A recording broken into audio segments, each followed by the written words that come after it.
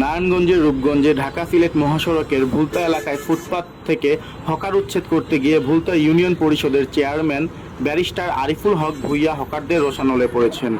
শুক্রবার বিকেলে ঢাকা সিলেট মহাসড়কের সামনে উপজেলার ভুলতা পুলিশ ফাঁড়ির সামনে এ ঘটনা ঘটে।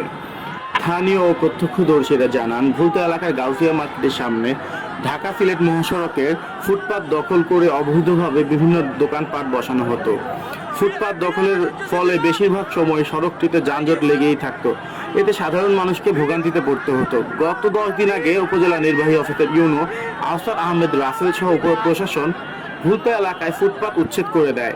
এরপর থেকে হকাররা ফুটপাতে স্বল্প জায়গা নিয়ে বসলে পুলিশ ধাওয়া দিলে তারা পালিয়ে যায়। শুক্রবার বিকেলে ভুলতা পুলিশ ফাঁড়ির সামনে ইউপি চেয়ারম্যান আরিফুল হক ভূঁইয়া এক আখের রস বিক্রেতাকে ফুটপাত থেকে সরে অন্য কোথাও আখের রস বিক্রি করতে বলেন। আখের রস বিক্রেতা ফুটপাত থেকে সরতে রাজি না হলে আরিফুল হক ভূঁইয়া ক্ষিপ্ত হয়ে যায়।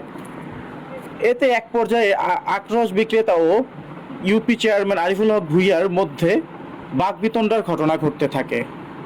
এক পর্যায়ে আরিফুল হক ভূঁইয়া আখের রস বিক্রেতাকে পুলিশের সামনেই মারধর করতে থাকেন। আখের রস বিক্রেতাকে মারধর করা অন্যান্য হকাররা ক্ষিপ্ত হয়ে চেয়ারম্যানকে মারধর করার জন্য উত্তেজিত হয়। পরে পুলিশ দুই পক্ষকে শান্ত করে পরিস্থিতি নিয়ন্ত্রণে আনে।